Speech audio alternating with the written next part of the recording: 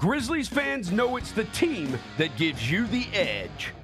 Big River Steel does too. And much like the Grizzlies have recruited legendary talent, we want you to be part of our team. Are you ready to be part of something legendary? Then visit www.bigriversteel.com. That's www.bigriversteel.com.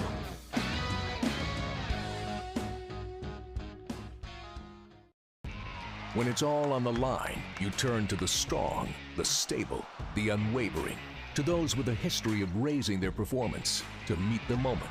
It's true in basketball. It's true in banking. Grizzlies Checking from Pinnacle. Play hard. Bank easy. Open a Grizzlies checking account with at least $100 and a recurring direct deposit by August 31st, and you could receive a $200 direct deposit bonus into your account. Details at grizzliesbanking.com. Member FDIC.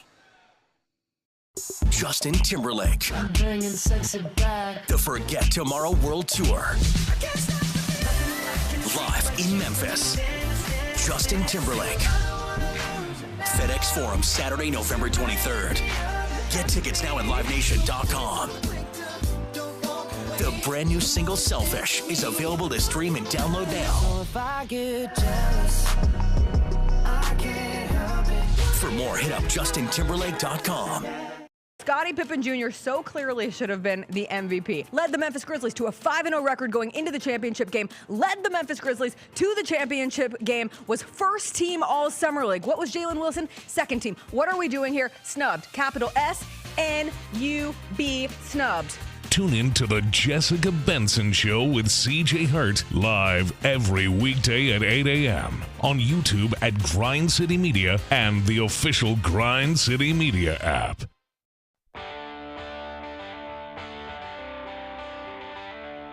Live from the Built Ford Tough studio at FedEx Forum, it's the Gary Parrish Show, presented by Ortho South, on YouTube at Grind City Media and the official Grind City Media app. Now, here's your host, Gary Parrish.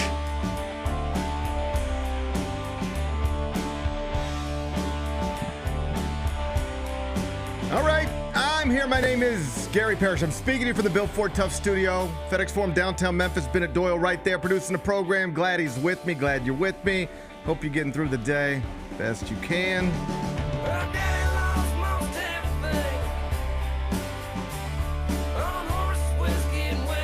And I hope you didn't think as Americans we'd get a fair shake over there in France. Hope that's not what you were assuming. It hadn't been as swimming as I would have thought it would. They cheated Coco Gauff this morning. Yeah. That's our 20-year-old queen. That's our 20-year-old reigning U.S. Open champion. It's our flag bearer. It's one of our flag bearers. They cheated her this morning, Bennett. Okay. They reduced her to tears. I saw. I was watching. You know what it's like to wake up on a Tuesday and before you even get your morning coffee, you got to watch Coco Gauff cry because they're cheating her at the Olympics? I'm not going to stand for it. Okay, good.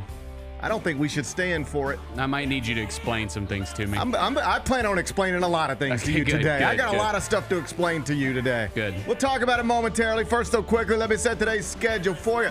In the next segment, about 20 minutes, Chris Vernon going to join me. He's the host of the Chris Vernon Show, weekdays noon, Grind City Media. I'll talk to him about a number of things, including what the Phoenix Suns are doing. They're just collecting former Grizzlies, it looks like. It looks like it. Just collecting former Grizzlies. We'll see if it moves the needle at all for Chris Vernon. He'll be in studio in about 20 minutes. When I finish talking to him, take a break, come back, do 5 more things you need to know, at which point we're going to discuss 5 previously undiscussed stories, among them Bengals quarterback Joe Burrow. He made headlines last night. Did you see this? I did. He jumped on something called White Guys for Kamala. There's something called White Guys for Kamala. Mm-hmm. You know what? I should look into it. Okay. Maybe I should look into that myself. I was busy last night, so I didn't have time to jump in it, but Joe Burrow did. So I was Googling about that. I was trying to figure out exactly what's going on, and I found something interesting that ain't really got anything to do with the election. It's just football stuff. Okay. I'm going to bring it to Ben. I'm going to ask him if it makes sense. We'll do that. We're going to do that in the third segment. Broncos legend John Elway has identified what he believes was the biggest mistake he ever made while running Denver's franchise. I'll tell you what he said it is. We'll do that a little later on in the show. Pax, Jolie-Pitt, Yep. You remember Angelina Jolie and Brad Pitt? Of course. Okay, they used to be a couple. Yep. And they had some kids. They adopted some kids. And at some point along the way, it feels like all of them started hating Brad Pitt. Yeah, that's what happened. It's really sad. I don't hate Brad Pitt. I don't hate Brad Pitt either, but he's not my father or my adopted father. That's a good point. You know, it's probably easier to not hate Brad Pitt if he's not your father. I don't know. It's none of my business. I got it. All right. But anyway, they have a young man named Pax. You know Pax. Yeah, I know Pax, okay. of course. Well, anyway, he's now hospitalized with a presumed head injury because he was riding an electric bike out in Los Angeles. He ran right into the back of a car.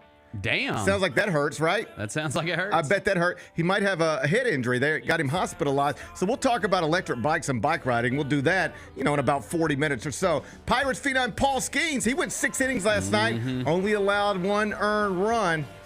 Bennett, it was a victory for you. Pittsburgh win at 5-3, came back from, I believe, a 2-0 deficit. Skenes' ERA now down to 1.90. I'll give you some more crazy numbers connected to him. We'll do that in just a bit. And a reminder that summer is basically over. Will be delivered bright and early tomorrow morning. You know why? Why? That's because Memphis football practice starts tomorrow morning. Let's go. This could be the year.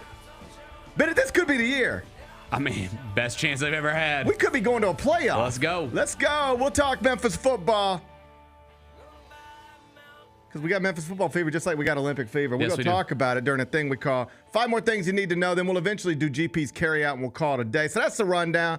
We got a lot to get to. But I did want to start today with the 2024 Paris Olympics because we are now technically on, I bet you didn't know this, we're now technically on day 7 of the Paris Olympics. Oh, wow. It feels like it just started yesterday. It really does, doesn't it? It feels like we just got going. But this is actually day 7 of the Paris Olympics. Time flies when, a few drag queens are enraging a bunch of goofies on social media. You let people argue about that and be outraged about that for a couple of days. Next thing you know, you look up and it's day 7 of the Paris Olympics. It really is day 7 of the Paris Olympics. Listen, I just got to call it like it is. Call it like it is. It's not going great for the U.S. It's not, because here's where I stand on Olympics. Stand on something. I'm an Olympics fan. I love the Olympics. I watch it every time it comes around. We know everything I can.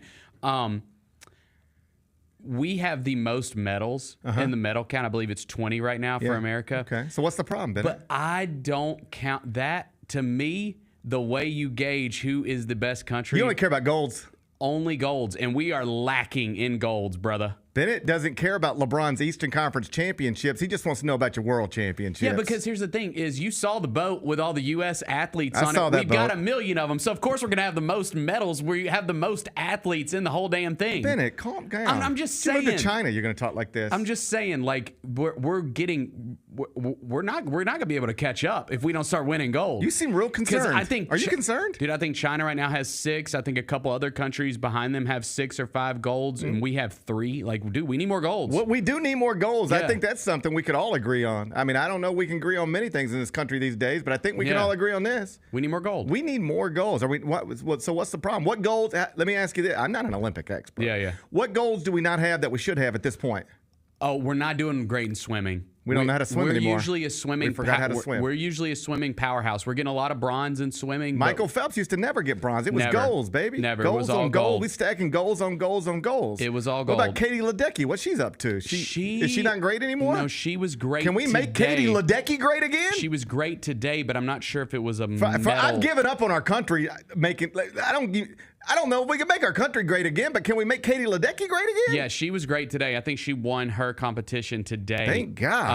But yeah, it's just we've been struggling just a little bit. We need to start racking up these gold medals. Well, and I've been rooting for the women's rugby team, the Cinderella story, the women's rugby sevens team. They made it to the Final Four, improbable run, and they lost today to powerhouse New Zealand to get eliminated. It happens. Yep. It happens. It happens sometimes. Yeah. Well, I can tell you one thing: we lost an opportunity to win a gold in women's tennis. Yeah. And that's because this morning we lost Coco Gauff in straight sets. I was watching. They made her cry, Bennett. They did make her cry. That was hard to watch. Coco crying or the match? Her crying was rough because it went on for a long time when she was arguing with the official. Like, it was tough. What happened, actually? Okay. All right. So Coco Gauff is she's playing a woman this morning from Croatia. I believe. A woman named Donna Vekic. All right? I'm not familiar with Donna Vekic, but she seems capable. So she's in a match with Coco Gauff. And to be fair, Coco was not playing well. She had dropped the first set. She was trailing 4-2 in the second set. And there's a moment where there's a break point. She's facing break point. So she's on the verge of going down 5-2. It ain't going well. Yep. Just like your explanation of how the Olympics don't seem to be going so well for the United States of America. On a micro level, Coco Gauff's a part of that. Wasn't going so well today. All right? So she's facing break point. And she serves. Okay. And then Vekic returns it and lands the ball near the baseline, right? Line judge calls it out. Okay. Out. You know how they do that? Yeah. I'm not sure that's how they do it, but that's the way I would do it. I hear him yelling. Out. Yep. You know, that's the way I would do it. Out. So they do one of those, right? As Coco is preparing to return the ball. So she's like one of these things, right? She's ready. Okay. She's ready to go, and they're like, out. And so she doesn't keep the ball in play. All right? So then the chair umpire, this scoundrel, this scumbag, Yep. he says, no, I think the ball was in. And he gives the point to Vekic. Serve broken. And now Coco's even further behind. So she objects, obviously, right? Yep. To no avail. The point she's making is that the ball was called out. I stopped playing. Had the ball not been called out, I would have continued playing. Right. But the ball was called out before I was swinging. I stopped playing, and now you're saying it's in. The only reason I stopped playing was because this fellow over here said it was out. So what are we doing? And so what should they have done? Let me put it in a different sports terms for you to help you understand what's going on. Okay. Imagine an NBA game inside FedEx Forum this upcoming season. Grizzlies, Oklahoma City Thunder. Yep. This is more or less what happened I don't today. like them. I know you don't. It's going to get worse for you, this story. All right? So Marcus Smart is guarding Shai Gilgeous-Alexander, and he's isolated on him. All right? They clear out. SGA's like waving off the ball screen. I don't need no ball screen get by Marcus Smart. Just you go over there, and you go over there. I got this guy. Yep. All right? So he goes to go around him. He's driving right. Got it. All right? Whistle. That's a travel. All right? So Marcus Smart hears the whistle, stops playing. Everybody else stops playing. But SGA keeps going. Takes it all the rim, lays it in. Yeah. Another ref comes in. This would not happen in basketball, but I'm trying to explain to you what happened. Another ref comes in and says, I don't think it was a travel. And SGA actually scored the ball. So 2 points Oklahoma City. Let's go the other way. Got it. What? The only reason Marcus Smart stopped guarding him is because the whistle was blown. Whistle, yep. The only reason that Jaren Jackson Jr. didn't try to block it into the third row is because the whistle was blown. You can't blow the whistle, make everybody stop, and then say, hey, you shouldn't have stopped. That's what they did to Coco this morning. Yeah. They said, hey, we know we told you to stop playing. We know we called the ball out. But with the benefit of hindsight, we think the ball was in. And so, you know, that was probably our line judge's mistake. But you lose. So she cries, and she said, this always happens to me. She says, I don't complain about these calls often, but this always happens to me. Yeah. I'm getting cheated. 20 years old, Paris Olympics, cheated out of a possible gold medal. Are you going to, as an American, are you going to stand for that? I'm not going to stand I've for it. seen you storm things for less. I'm not going to stand I've for it. seen you storm, not you specifically, but I got you. I've seen people who look just like you storm things for less. I mean, I don't know what she could do. She was not, I mean, it was uncomfortable, like I said, because she was arguing for a long time. Like, it went on for 5 minutes. Yeah, she was not going to let this go. And she had no chance after that. She was shaken by it. It's over. She never won another game. Right. It was over. Right. Yeah, whatever. She had 2 games in the second set at that moment, and she finished with 2 games in that set. Yep. She's a straight set loser. And yeah, she was arguing for 5. And I know some people, I saw this on, because you can see anything you want to see on Twitter. It's all there, including child predators getting beat up at grocery stores. What's up with that? Man, That's all over the timeline. Dude, is it me? Oh, it's up for the For You. What is happening? Every time I open Twitter, I'm watching some people lure a pedophile to a store. And beat him up. And then they beat him up on camera. I watch 50 of those a day. Which I'm cool with. Like, I'm don't cool get with it it twisted. too. Like, I'm it's not fine gonna, by me. Yeah, I'm like, just saying beat up all the pedophiles you want. It it's don't weird. matter to It's me. every other post. But I just didn't know. I didn't know I need to see it. I didn't know I need to see all of them.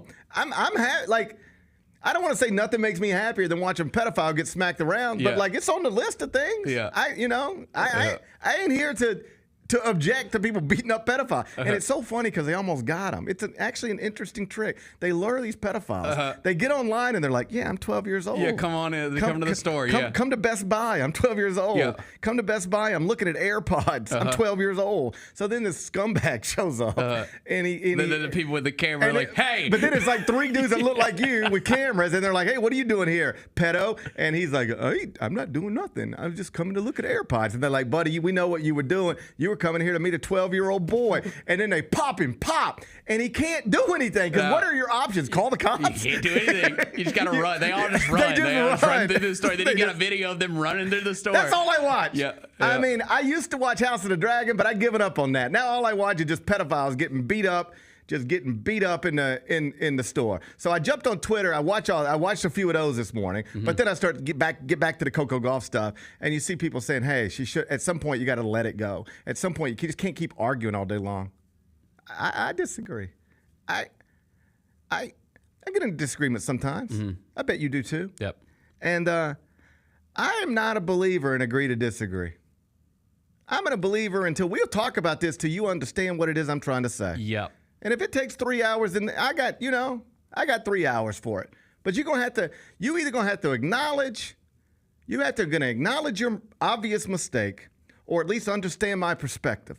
But the idea we're gonna walk away from this at the 45 seconds agreeing to disagree, I can't subscribe to that. That's not the way I'm gonna live my life. If I'm Coco Gauff, I'm sitting there arguing with this guy the same way. Yeah, because she was down. She needed the point. And she's right. That's the other thing. She's right. And she's right. And even the judge was like, the umpire was like, it's possible I'm wrong. And she was like, well, then change it. Then no, like you need to be 100% sure you're right before you do something like you just did. And you're already acknowledging you ain't even really sure you're 100% right. Once you say out, I stopped playing. This is actually why in the NFL, this will make sense to you. Now when somebody fumbles, they just let them play. They let it play it out. Yep. They don't blow the whistle and say down. Let them play, let them fight. Yep. And if we need to go back and look at it, we can go back and look at it. But once you blow the whistle and say down, everybody stops. And then you go back and look at it, and it was actually a fumble. Now you screwed up the integrity of the game. Yes. So you let it play out. It doesn't matter if a guy in the NFL these days gets thrown to the ground, pops up, then the ball comes loose. They're going to let it play. Yep. And let whoever recovers it. Wherever it gets returned. Plays over. Now let's go look at it. Okay, he was down. We'll bring it back. Yep. But don't blow that whistle, because the worst thing you want to do is stop the play when it didn't deserve to be stopped, because now you've affected the outcome of the game. You've affected the integrity of the game. That's what they did to Coco this morning. I don't like it. I don't like it either, man. I don't like it either. And I don't like seeing that young woman reduced to tears like that. No, it was tough to watch. It was tough to watch. It was tough to watch. I was just trying to watch. Beyonce was in the crowd. See what I'm saying? Yeah. You see what I'm saying? Cowboy Carter herself. She had Beyonce in the crowd. Yes, and Snoop. If I was Beyonce I might go talk to the. Is it the ump? I think it's a. What do you call the tennis? Yeah, I mean, I got it in my notes here. I think we're gonna call him ref? a chair umpire. A chair umpire. I think was close. I think I got a line judge.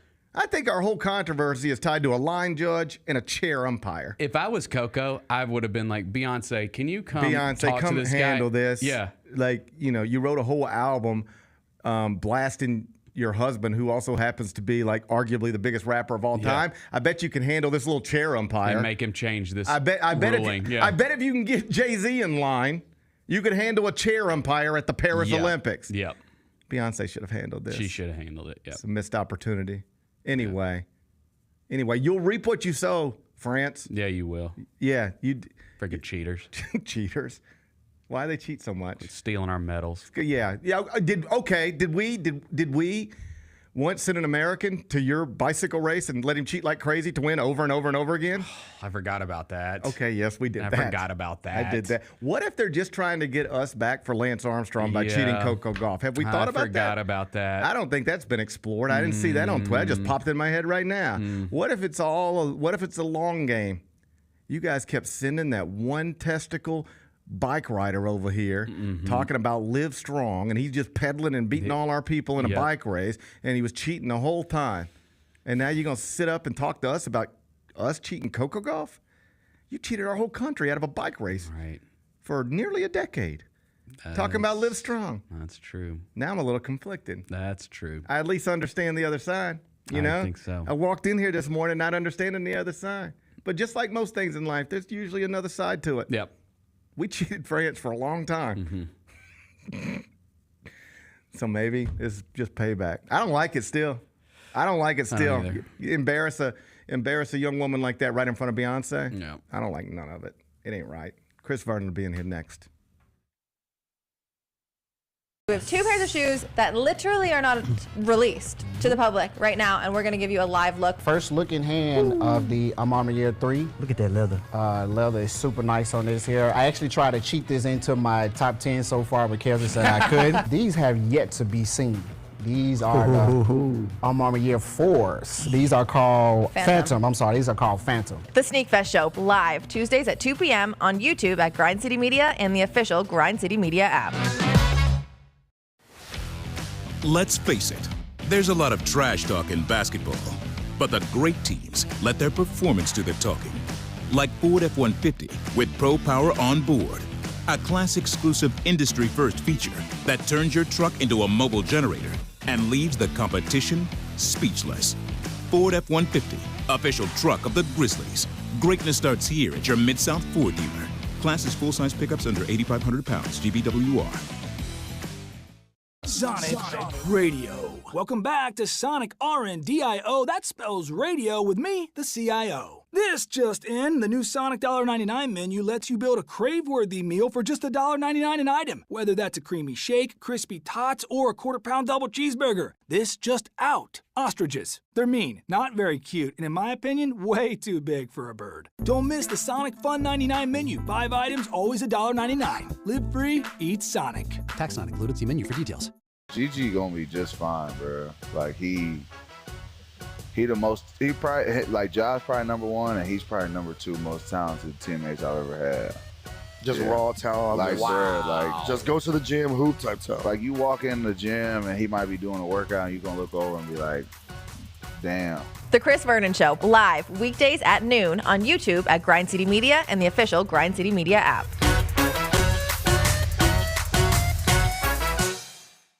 Looking at the college football playoff and the odds to make the college football playoff, this is the top 13 teams. 7 of these 13 are out of the SEC. I think that first year in the SEC is going to be different. Like I do. I just think it's going to be different. The Odds Couple with Rob Fisher, Lang Whitaker, John Roser, and CJ Hurt, live Thursdays at 2 p.m. on YouTube at Grind City Media and the official Grind City Media app.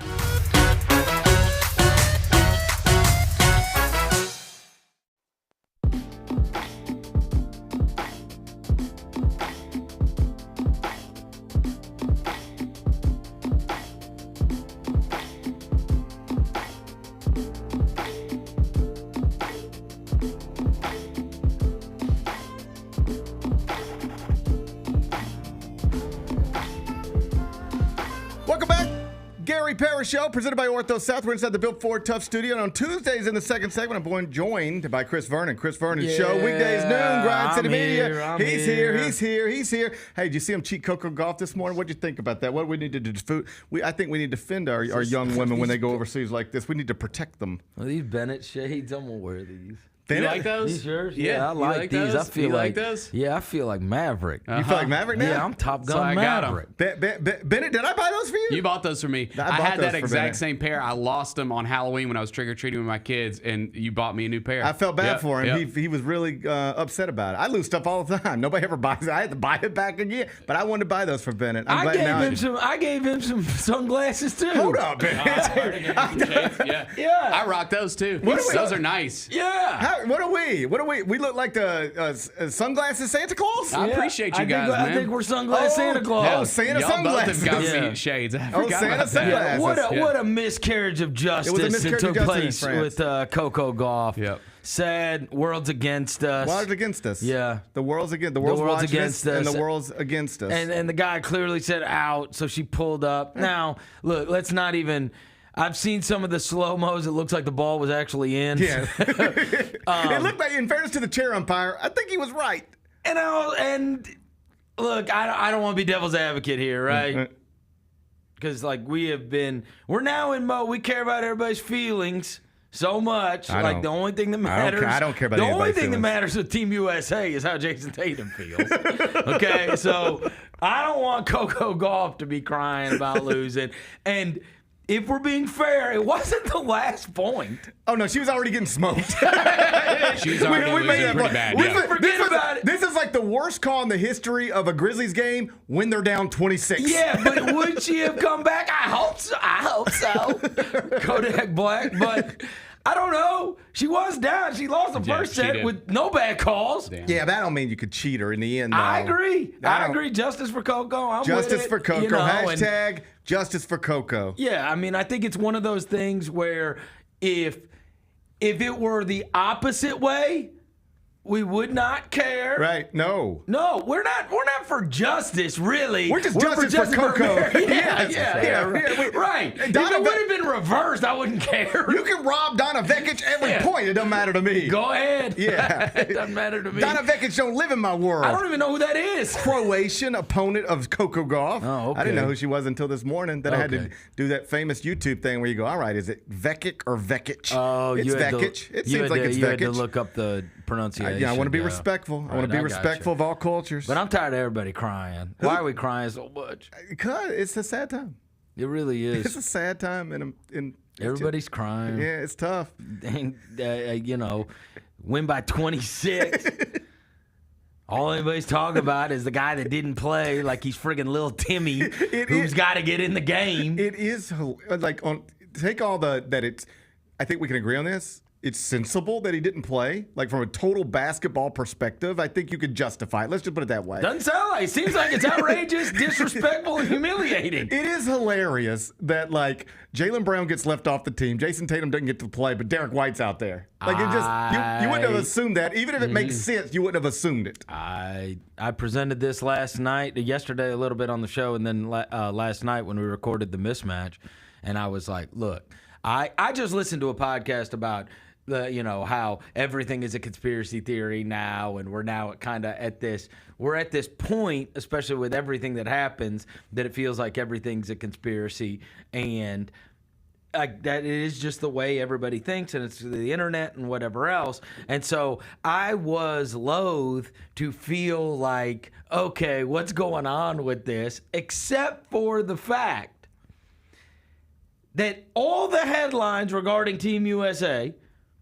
were about Jaylen Brown, and then Grant Hill expressing why they didn't take Jaylen Brown in a very reasonable way, and then him saying it's a conspiracy, that it's, this conspiracy theory that Nike had something to do with it, whatever else. Then, Jaylen Brown's back out and he says, hold on now, I've been the VP for a long, long time. Now you call me a conspiracy theorist and blah, blah, blah. So now all the headlines regarding Team USA, who is overseas in the Paris Olympics that are going to play for the gold medal, all those headlines are about Jaylen Brown. Right. All about Jaylen Brown, and Grant Hill responding to Jaylen Brown, and all this stuff, right? If I were attempting to have everybody stop talking about Jaylen Brown, what would I do?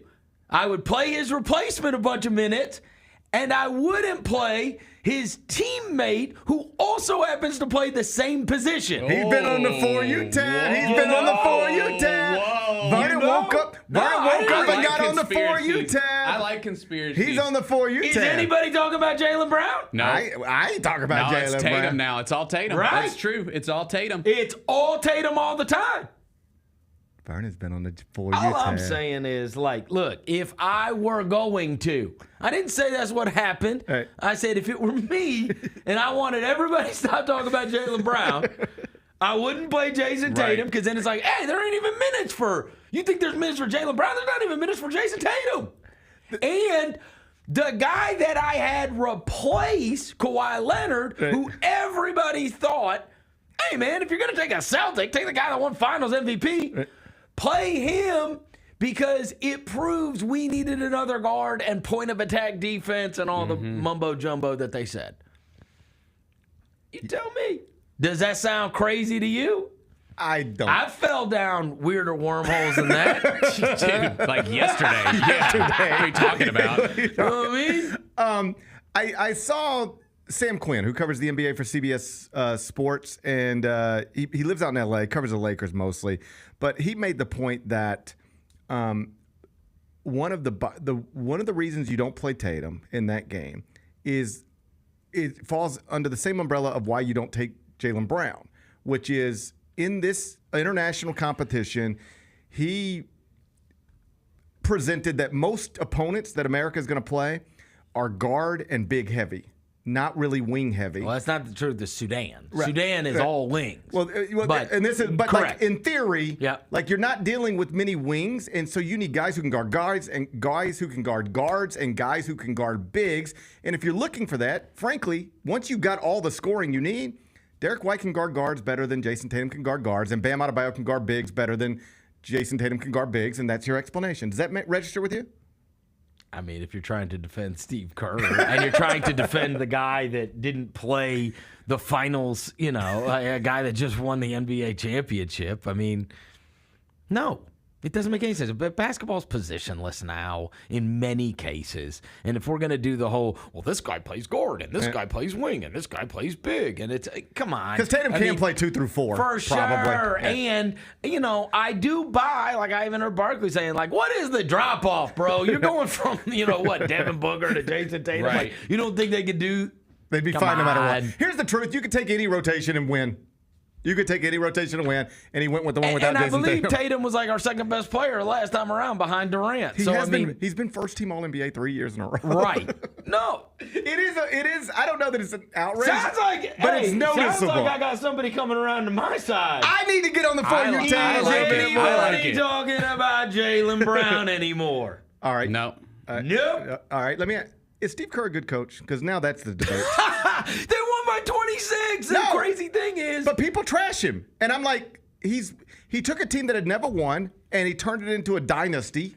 I think there are things that you could criticize Steve Kerr for. I think there's a segment of people that say Steve Kerr's still running the same stuff he ran a long time ago, and he can develop some guards. But I mean, it even took Jonathan Kuminga going in a press conference and saying my role sucks before he ever did anything with him. Right. A lot of people blame him for messing up James Wiseman. That at least at worst, James Wiseman could have run a pick and roll. Right. But that's not, you're trying to make him Draymond Green. You know what I mean? Like a player that he's not. And so there are certain things that are, I think, worthy of criticism, but his record is his record, and his championships are his championships. No, I asked it. The biggest knock on him, honestly, is that you put Luke Walton in the seat and you put Mike Brown in the seat, and there was no difference. Right. But you couldn't put Mark Jackson in the seat. Well, Mark Jackson maybe very well could not have been in that same seat. He also had a little bit different personnel in different stages of their career. Right. I mean, They did have Mike Brown coach them through. They did have Luke Walton was like 30 and 2. They never lost, right? They never lost, right? So yeah, no, but it's a hard sell, no, right? I asked it from a place where I agree with you. The record's the record, but I see people take shots at him all the time, like he's not going to be a Hall of Fame coach. Yeah, that's the way. I mean, but that's the way. Look, nobody thinks anybody's a good coach anymore. Right. Right. Walk around and find out how many people say Spo is. That's right. Yeah, and that's about Pop. That's about it. Yeah. And I think even Pop. Calhoun, Carlisle. Right. But I mean, look, they fire. The rest of them are interchangeable. Ask people in Dallas if they think Rick Carlisle's good. Ask Jalen Brunson if he thinks Rick Carlisle's good. Right? Right. Nobody thinks anybody's good anymore. Right. And most of these guys don't have their jobs. Like, I mean, there's Popovich and there's Spoelstra. Carlisle had his job for a long time. For a long time, Terry Stotts had his job for a long time. But I mean, like, you're talking about Monty Williams in the NBA Finals. He was jobless twice. Yeah. He's already been jobless twice since he was at the NBA Finals. Mike Budenholzer, it hadn't been that long since he won the title. Jobless, right? Like, I mean, you can go through almost every year. Darvin Ham was in the Western Conference Finals within a year. Jobless. I mean, nobody thinks any coach is good. This morning, Spain 84, Greece 77. Giannis is now 0-2 in the Olympics. Santi Aldama, Grizzly. Yeah. He had a team high 19 points for the winning team. Like, does this put him in the GOAT conversation with Giannis? I think it's very Pau Gasol-esque, which is I need this to transfer to the Grizzlies. Right. He's had an encouraging Olympics.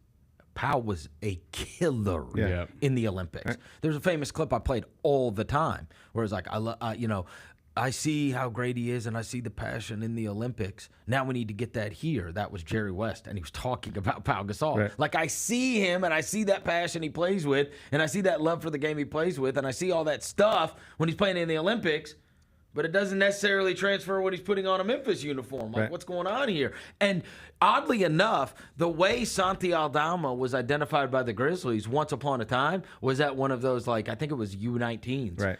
And, you know, I mean, it had a who's who of the international prospects, and he was the best player there. Right. Like, he has always been great at international basketball. His name never popped in college. Never. Well, he was at a school. I know. Like, I mean, they didn't even have a camera at their games. I know, but, like, this is a person that when I start doing NBA draft prep, then his name is on the radar and, you know, top 100 big boards and all that. But in terms of college basketball, I did not know he existed until you start prepping for the NBA draft. It's such a strange story, too, because of it's just a personal relationship that he ended up at that college. And, you know, again, most people didn't even know that's a school. Right. Much less that they what conference are they in? Yeah, I don't know. Like, I have no I'm telling idea. you, I'm telling you, however many years he played in college, I never heard his name one time. Yeah. Not one time. Not in the NCAA tournament. No, not in a December bye game against UConn. Nothing. And then this is obviously one of the fines and one of the, you know, I'll never forget the night, and this is one of the things that always, and he's gone now, but it was one of the things that always led me to believe that it wasn't necessarily the plan was not to end up with Zaire Williams with the 10th pick, because even the day after the draft, I felt, and I expressed this to everyone, I felt like they were talking up Santi Aldama as such a massive get. It was like, yeah, you know, the 10th pick is cool, but this guy we got at the end of the first round, this guy is going to be the steal, right? And well, it turns out they were right. Yeah, and it was, and honestly, like those guys, and they've hit it with Bane and they've hit it with him, those are the best values in literally all of basketball, outside of possibly what they've pulled off with Gigi and Vince and getting them to sign up. Because it's much more financially efficient to hit on the 28th pick than the 8th. If you can find a rotation guy that you get in the last, 5 picks of the first round, because they're locked in for 4 years at a low rate. Right. And you're just going to get this wild outperformance of contract. There was a time where people thought, perhaps accurately, like the Grizzlies were very intentionally trying to move into 30, 29, 28. Yes. They wanted that. They didn't just want that pick. They wanted that pay slot. Correct. Right. And because you get the pay slot, you get it for 4 years. Right. I mean, there's no value like that. If you can hit it. Right. If you can hit it, it's the best value there is in the NBA.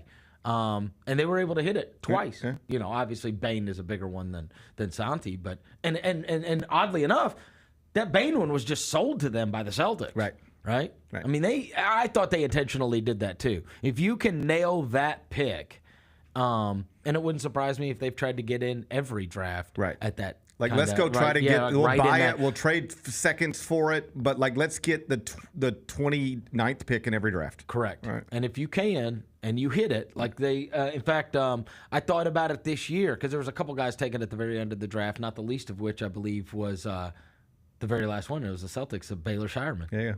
Yeah. I could see him becoming a rotation guy. Absolutely. Right? Absolutely. And then it's a very Bane-esque, not that he's going to be as good as Bane, but a veteran guy going to a good team. Oh, yeah. You know what he can do. Oh, yeah. and he's going to be another Sam Hauser. Baylor Shireman will make a three-pointer in the NBA Right. Finals next year that sends it to a commercial break. Right. Just watch. That feels like, and that also feels like the kind of guy, right? Like a veteran type guy who we knew had a fantastic college career, and we know what he does. Right. Like, we don't know what he's going to be, and we don't know if he's going to be, he's probably never going to make an all-star team or whatever. But again, the goal is, can you find somebody that's going to be in a rotation? And I've talked to some front office people about this. So the philosophy used to be, you're a team like the Celtics. You have the 30th pick in the draft. You don't really need anything because you just won the whole thing pretty convincingly. Swing for the fences? It used to be swing for the fences. And you know what it is now? Yep. No. Get a sure thing on a nothing contract for the next 4 years. Well, that's what they're doing. And that's because you got to pay everybody else and you can't pay anybody else. Like, if let's say I'm paying you're paying Tatum, Brown, Porzingis. I'm paying I'll just come up with a number. I'm paying Jaylen Brown $63 million, right? Well, now I'm paying Jaylen Brown and Baylor Shireman $64 million. That's right. So now I've got two guys, and now it looks a lot more palatable because now I can look at it like I've split that money up. Right. Because and it is like, and this has been talked about quite a bit. The abolition of the middle class, not only in life. Oh, it's the same thing. It's a haves and have-nots when it comes to the NBA. In the NBA It now, is. you either make 60 or you make 3. Tyus Jones just got three. Yes. Right?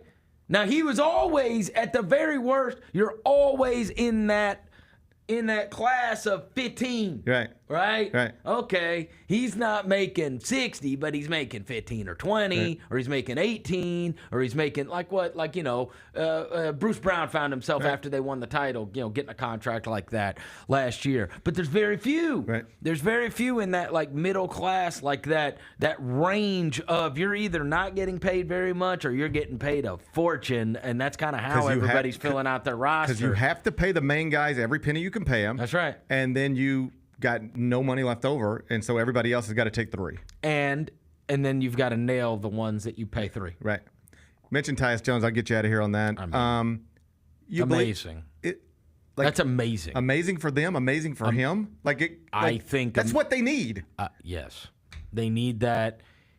Tyus Jones is one of the very few guys. Not only is he a great person, great in the locker room. I love Tyus Jones.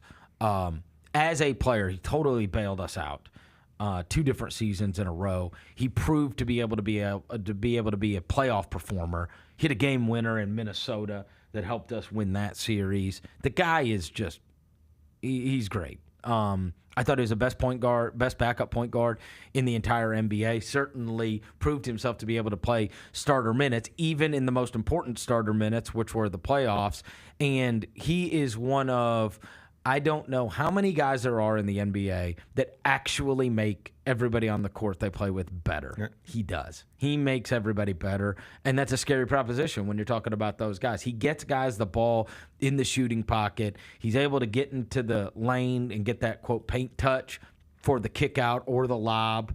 And when you're throwing it and you get it to guys in the shooting pocket, and you're talking about Booker and Durant and Beal. Right. Like, I think he's going to be great for them. I do. I also think that it's very, very helpful. He's going to get used like he did in Memphis because Taylor is a Budenholzer guy. Right. And now Budenholzer's the coach there. And look at what the point guards are going to be able to be successful under him. I can't believe they got him for $3 million. The market just was not there. That's the problem. There was no market. The money dries up. There's just no money left. So but there is next year, and the TV money's going to kick in, and so he'll be able to be flushed. So this is a bet on myself. Go to a team, and he'll start for them, and he'll have a great season, and he'll lead the NBA in assist-to-turnover ratio again. And I actually think he will make them much better than what my thoughts on Phoenix did change, honestly, based upon that. I think it's probably the most underrated of the signings that have taken place in terms of actual impact. I just saw there's some golf tournament local. And this probably means nothing, but there's some local golf tournament going on today. that Luke Kennard's playing in. Like, I'm just throwing that out there. Like, I know that thing's been so, like, it is we're weird. just waiting to hear, but yeah. he's still, like, a part of the community, and, like, you know, we've seen him. He's been around town and I mean, stuff. from my so, perspective, yeah. and correct me if I'm wrong, just everybody just assumes that it's going to get done. It is. Yeah, right. But it's, like, not done. But maybe, well, it makes you wonder what else is on the horizon and what else they're going to do with the roster spots. Yeah, I'm looking to see if I can find I mean, it. we talked about it when we were out there, so I don't mind saying it. He was in Vegas. Right. Yeah. The Danny Thomas Celebrity Am Golf Tournament, which is going to be in mid-August. Yes, it's the TPC he's South competing one. in. Yeah. So, yeah. He's a good golfer, too. Yeah. But anyways, you know, from everything I gathered, yes, it will get done. It's the worst kept secret in the world, and the Grizzlies intend on keeping Luke Kennard. B, you know, he's got a child, and from what I gathered, this is like closest proximity to outside of, you know, of where he could possibly play. This is closest proximity to where, you know, the family can drive in, right, and whatever. It's actually a close trip, and that kind of stuff matters to you, right? It always matters. It matters to you, especially with your first kid. I mean, look, we had our first kid, and my father, who was retired, my parents bought a house 150 yards from us, right? Like after we had our first kid, and there were a lot of reasons why we've never moved. A lot of different reasons, but on the list is I did not want to take my children away from their grandparents. Right. Yeah. Yeah. I mean, and so that makes all the sense in the world, right? As long as you're making enough money that you're happy, and you know that, again, you just saw the market with Tyus Jones. It ain't like there's all kinds of money that's out there. Right. Right. And they moved off of Zaire. Right. So there's a little more money. Right. You know, I do think that they'll re-up with Luke Kennard, because I think everybody knew what you can't do is just, you know, move off of Luke Kennard and then just replace him with a rookie. Right. It's not the... We tried that a few years ago. No, it did they're not gunning work. for a title. And they learned from it. They did it a few years ago. Yep. It didn't work, and they learned from it, That's that's all you can do with mistakes, right? That's right. Try to learn from them. That's Chris Vernon. He'll be in studio in about, let's call it an hour and 14 minutes. No. That's my signature. That's my signature, bro. I thought may have Gary buy me. I guess. Since he buys people, I didn't even know. GP will hook it up. How many sunglasses? I've been friends with him for 20 years. I How many never times you think he's bought me sunglasses? And I have like 50 pair of sunglasses, but no expensive ones. Like I will not spend more than $20 on a pair of sunglasses. Ray-Bans, man. I will not spend. I'm a Ray-Ban guy. I just traveled on vacation and forgot sunglasses and had to go buy some, and I went to a sunglasses store and I just bought like $19.99 pair. If I buy Ray-Bans, I will lose them in a month. Yeah, I lose sunglasses as well. Yeah. I can't keep sunglasses and rangefinders. I can't keep up with them. Do you know my buddy? I need to tell you this. My buddy Jay, we're playing golf about a week and a half ago, and I was like, yo, man, I was like, can you give me a yardage? I was like, my rangefinder's in my cart, so I was in his cart. And he's like, yeah. Bro, he pulls out this rangefinder, okay, that is like the size, like it would fit inside your palm. Right. It's that small, right? There's no chance I can keep up with that. And I was like, what is that? And he's like, I bought it off the TikTok shop. It cost $45. And I was like, what? I was like, does it work? And he's like, it actually does work. And I said, you bought it off the TikTok? He's like, yeah, they sent me in a head. It said $45 for a rangefinder. I bought it. And it worked. It like did give us the correct yardage. I was like, no way. My experience with $45 rangefinders is you're going to be off about 11 yards. I know. Well, the other do you know what that is so funny? One time I was playing Jimmy Sexton's son, Parker Sexton, who was he played golf at Texas and was college roommates with Scotty Scheffler. He now actually works, interestingly enough, for the Boston Celtics. Right. But anyways, I'm out with Parker one day, and we're playing like he's got these buddies from high school, and we're playing them for money. And Parker's great. So it's great that he's my partner. So we get up to this one hole, and he shoots it, and so we both hit it like 30 yards over the green. Right. And I'm like, Parker, what the hell? And he's like, I don't know, man. And he's like, geez. He's like, we should have done better than that, whatever. So anyways, we get up to the next hole, and he shoots it. It's a par 3, right. And he shoots it, and he tells me, I was like, what's the yardage? He gives it to me, and I was like, bro, I've played this course 1,000 times. He's got it on meters. I was like, that. Yes. Bro, we literally lost a hole because we played it in meters. All right, dude, okay. In meters. So in Spain, they didn't deliver my clubs. They lost my clubs. I had to get rental clubs.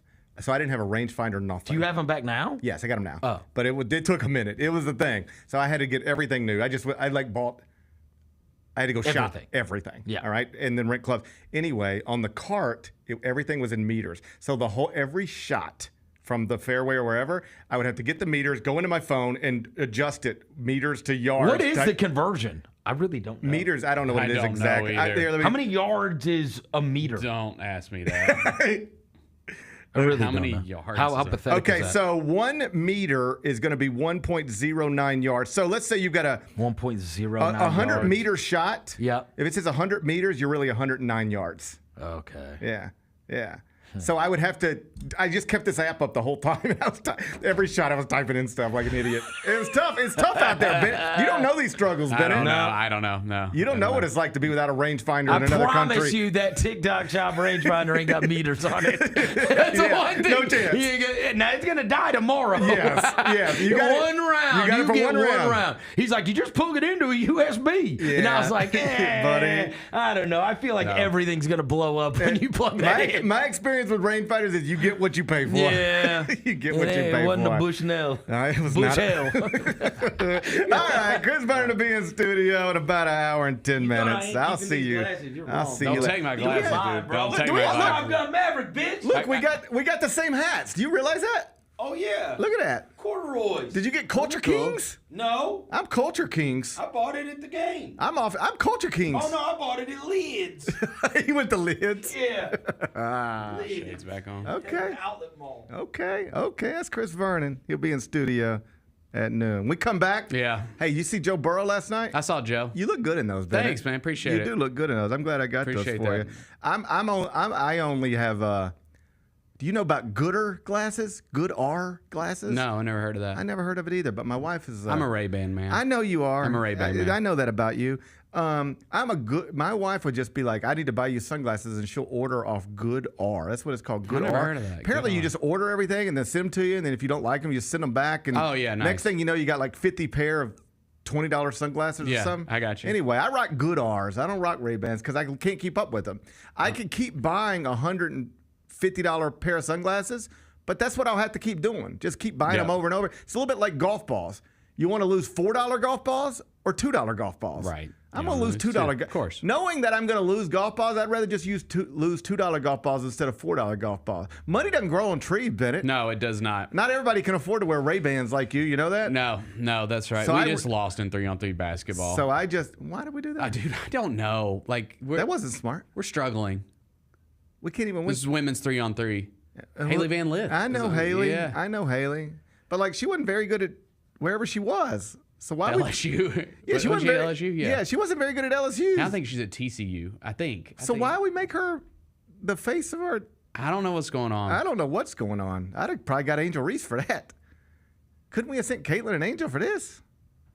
Couldn't we have? Wait. I don't know. Couldn't we have done that? Though? I don't know the rules. I don't know if You think I don't know the if rules? 3-on-3 is like as prestigious. Maybe I don't think it is. Yeah. Evidence, but still, hey, if we're competing, I'd like to win it. I'd like to win too. I'd like to. We're playing basketball for a gold medal. I'd like to win it. Why not send our best? Yeah. I mean, between this and Coco Gauff crying, it's been a tough day. Tough day. And it ain't even 11 yet. We got plenty of time to make it up. Yeah, that's what losers say, Bennett. That's right. That's what losers tend to say. So Joe Burrow, he's the quarterback of the Cincinnati Bengals. He jumped on X last night. Mm-hmm. It was white guys for Kamala night. Yep. All right, and Joe Burrow was a part of that. And that can be disruptive in the state of Ohio. That's a swing state. That is a swing state. Ohio's a swing state. Yeah, it is. And Joe Burrow, he has planted his flag with Kamala Harris. Okay, Joe. Okay, Joe. So I respect it. So I was Googling about that. I was like, okay, I need to figure out what's going on here. And then I stumbled into something that's got nothing to do with the election. So if you think I'm going to use this to like talk about the election, I'm not. I promise. You got plenty of time for that. We got plenty of time for that. I'm going to use it to talk about something else. And I'm going to ask Bennett if it's right because it felt wrong to me, but I don't know. Okay. Bennett's my NFL expert, so I'll give it to him next. We'll figure it all out. It's the Gary Parrish Show presented by Ortho South. They needed size. They needed shooting. What were your initial thoughts on how this class turned out for the Grizzlies? Analytically looking at it, you had to have a big man, and they got the best big man that was left on the board. Hey, Grizzlies fans, be sure to tune in to Grizzbeat, where the panel and I break down all things Grizzlies and take a look at the rest of the NBA as well. The show is live every Wednesday, 2 p.m. on YouTube at Grind City Media and the official Grind City Media app. We have two pairs of shoes that literally are not released to the public right now, and we're going to give you a live look. First look in hand of the Armour Year 3. Look at that leather. Leather is super nice on this here. I actually tried to cheat this into my top 10 so far, but Kelsey said I couldn't. These have yet to be seen. These are the Armour Year 4s. These are called Phantom. I'm sorry, these are called Phantom. The Sneak Fest Show, live Tuesdays at 2 p.m. on YouTube at Grind City Media and the official Grind City Media app. I saw the Drew Hill story. Y'all rode together in the car, and you put the seat back. Yeah, I put the seat all the way back, and his knees were still crunched up. And he was like, "Nah, bro, so I drive a Kia, man." A Kia? What? He's 7'4", yo. Yeah, I don't know how he does. He got the seats removed. Somehow. The Chris Vernon Show, live weekdays at noon on YouTube at Grind City Media and the official Grind City Media app. Looking for a full court dining experience? Dribble over to Southland Casino Hotel, your ultimate gaming oasis in West Memphis. As a proud sponsor of the Memphis Grizzlies, we're inviting you to savor the flavors at our 8 incredible dining venues. Ignite Steakhouse is where culinary excellence gets grilled. Indulge in charcoal grilled steaks and farm-to-table favorites, perfectly paired with wine or handcrafted cocktails. Enjoy an all-access buffet experience at the kitchens, or revel in comfort food and Southern classics at the Fry House. If casual is more your thing, sample the innovative fare at Seasons Cafe, while Chairman's Bar and Charred Oak Bourbon Bar serve up cocktails and live concerts every week. For those on the go, The Grind is your one-stop coffee shop with gourmet brews and grab-and-go goodies. And of course, we can't forget the Sports Bar and Grill, where you can catch all the Grizzlies action with the best pub fare in town. At Southland Casino Hotel, we've got the perfect dining experience for you, so come on down and ignite your taste buds today. Must be 21 plus. Play responsibly. For help quitting, call 800-522-4700. Maxwell in concert. The Serenade Tour. October 16th at FedEx Forum. Maxwell. With special guest Jasmine Sullivan. And October London. Tickets on sale now at livenation.com. Don't miss Maxwell Live.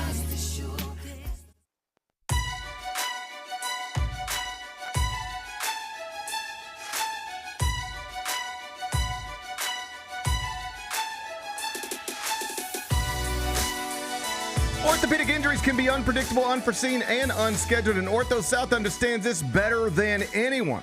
Since your injuries don't make appointments, you don't need to either. And that's because Ortho South welcomes walk-ins during the weekdays and the evenings, and even on Saturdays. So next time an unforeseen injury makes an unscheduled appearance in your life, visit orthosouth.org to find your nearest urgent care location. Just walk in, and Ortho South will take care of everything, especially you. Learn more at orthosouth.org. That's Orthosouth at orthosouth.org. Now I got 5 more things you need to know. Number 1. So Joe Burrow has been in the news, creating headlines, and honestly, totally a wide array of headlines. So let me just walk you through how this happened for me. So apparently last night there was a thing on social media called White Dudes for Kamala, right? Mm-hmm. And it was, exactly as it sounds. People that look like you or me, with beards or without. Yep. White dudes, as they say. Jumping on social media in a very public way to show their support for Kamala Harris. So Pete Buttigieg was on there. The dude. Jeff Daniels? I saw Jeff Bridges. Jeff Bridges. I'm sorry, not Jeff Daniels. I don't mean to confuse my Jeffs. Jeff Bridges was on there.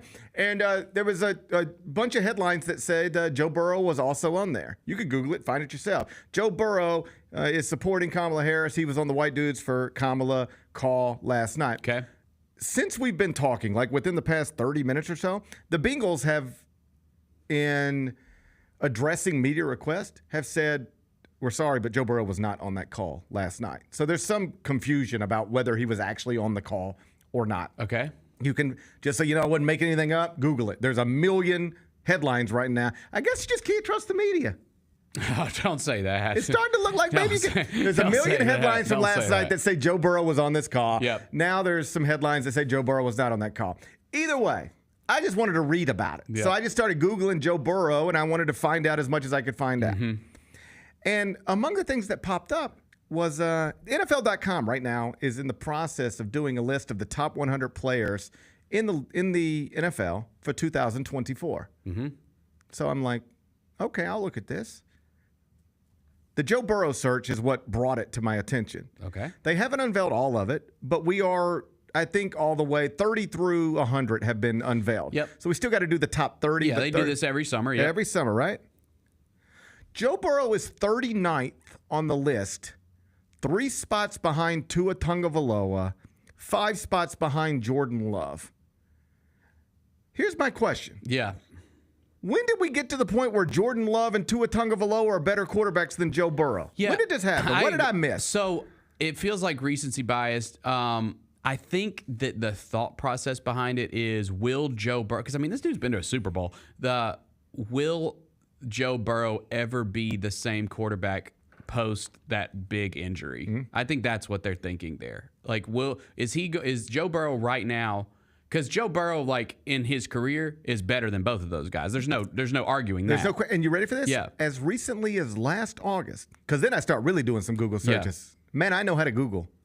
So I started doing some real Google searches. And as recently as last August, you can find headlines and just stories. It doesn't mean they were valid. I'm just telling you they existed. Where it was like, who's the best quarterback in the NFL, Patrick Mahomes or Joe Burrow? That's where we were less than a year ago with some people. Right. And now I got NFL.com telling me he ain't Patrick Mahomes. He ain't even Tua Tagovailoa or Jordan Love. Yeah, I disagree with that. I felt like I should, but I didn't want to say it out loud until I heard it from you. No, if he's not the same player post that major injury, then fine. But if I'm assuming that Joe Burrow is fully healthy and ready to go, he's better than both those guys. Because he had to leave after like week 11 last year? Yeah. He came back from the injury, re-aggravated it. Yeah. Tell me if I'm connecting too many dots here. Tell me if I've gone too far. If you ever see me go too far, tell me I've gone too far. Feel a little bit like John Morant.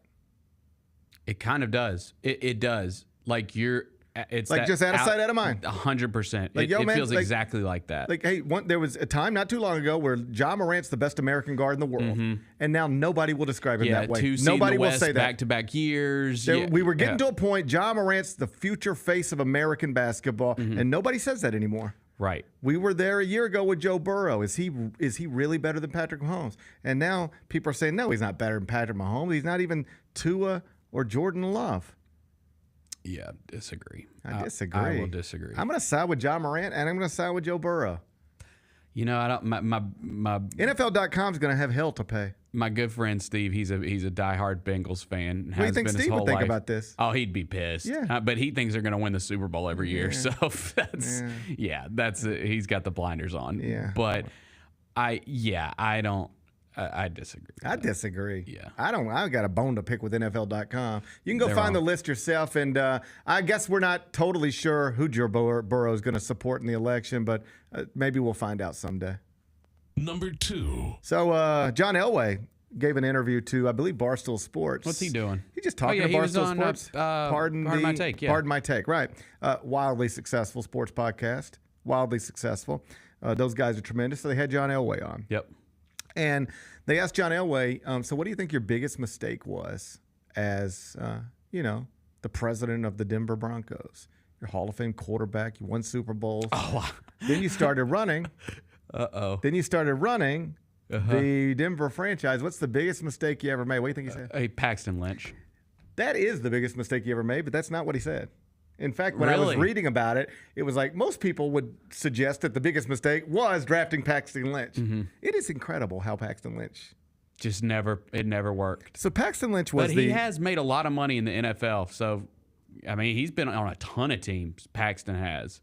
I think he still might be on maybe he's not anymore, but he was on rosters for a minute. I might need to double check something because the numbers I got on him, he might have been on a bunch of rosters, but, buddy, he didn't do much. No, he didn't do anything. But I think he was on like 3 different NFL rosters. He's appeared in 5 games total in his NFL life, and not one since 2017. No, he is not. He did not have a good career. He was picked 26 in the 2016 NFL draft, and he has appeared in a total of 5 games. He was drafted in 2016 and has not been in a game since the end of the 2017 season. Wow, man. Think about that and think about the NBA draft. If somebody used the 26th pick on somebody and they never appeared in anything more than 5 games, you would think that's crazy. Mm-hmm. And yet that is kind of not crazy for the NBA because the 26th pick might not make it. Right. In the NFL, if you're picked 26, the idea that you only appear in 5 games ever is bust, big huge time. bust, yeah. Huge bust. Huge bust. But John Elway says that wasn't my biggest mistake. Okay. He says it was passing on Josh Allen. Yeah. The Broncos had the 5th pick in the 2018 draft. I think that's the Josh Allen draft. And they took Bradley Chubb with the 5th pick. Passed on Josh Allen, even though he had played at Wyoming, played in wind. Oh, wow, yeah. This is the point John Elway makes. The guy just played right down the road. He completed 60% of his passes in college in the wind. Mm-hmm. He's big, strong. He's my type of quarterback, and I just missed it. He said, I just missed it. He's like Josh Allen is the type of guy you would say, that's a John Elway type of quarterback. Right. And I just missed it. He said, that's the biggest mistake I ever made. He said he played golf with Josh Allen, year ago, 2 years ago, whenever it was. He said, so I'm playing golf with him. We get paired together at some event, something. And he said, I was waiting on him to bring it up. And they were like, how long did it take? He said, 2.5 holes. 2.5 holes in. We're on the 3rd hole.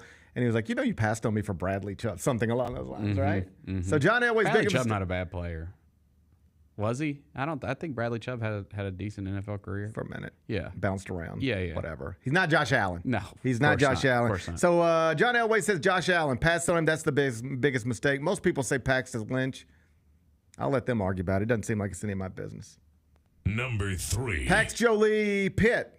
He's a 20-year-old son of Brad Pitt and 20? God, I feel so old, dude. Time flies. Time flies when they put drag queens at the Olympics, Yeah. Time flies when they put drag queens at the Olympics. You end up arguing about drag queens for 3 days. Next thing you know, Pax is 20. 20. It's insane. Right. So Pax, who is like all the other kids, estranged from Brad, that really is sad. That is a sad deal. We all think we'd like to be Brad Pitt, wouldn't we? Yes. And we probably would be if we're being honest. I'm a Brad Pitt fan. Yeah. Right. And I understand, parenting is difficult, and you're not always going to have the best relationships with your children. There's some good times and there can be some bad times, but it can be very easy to get a little sideways, particularly, I don't know. But all of his kids hate him. Yeah, dude. I can understand, my son or one of my sons being frustrated with me or not, whatever. But I don't think they're going to disown me. Yeah. How many kids they got too? 10? 6. Yeah, man. If all 6 hate you, I think that's on you. It's tough. It's tough. If one of my kids hates me and the other one likes me, then I'll be like, well, I did okay. I did okay. I got 1 out of 2. I tried my best. Right, I did my best. I got 1 out of 2. Yeah. That ain't bad, right? But if you go 0 for 6, I think you got to look in the mirror. Yep. 0 for 6 is tough, buddy. Yep. And it's not like they just we don't really get along with. It's not even like they say things like, we're not real close to our father. It's like, no, we hate our father. He's a terrible person. We never want to speak to him again. The one, she, I believe, is changing her name. She's getting the Pitt removed from her name, and she's a biological daughter, I believe. She's taking the Pitt out? She's taking the Pitt out. Oh, she wants to be just Jolie, not Pitt. Wow. And it's tough. It's a lot going on. It's not great. Anyway, it's sad because you think it must be great to be Brad Pitt. That's what you would think.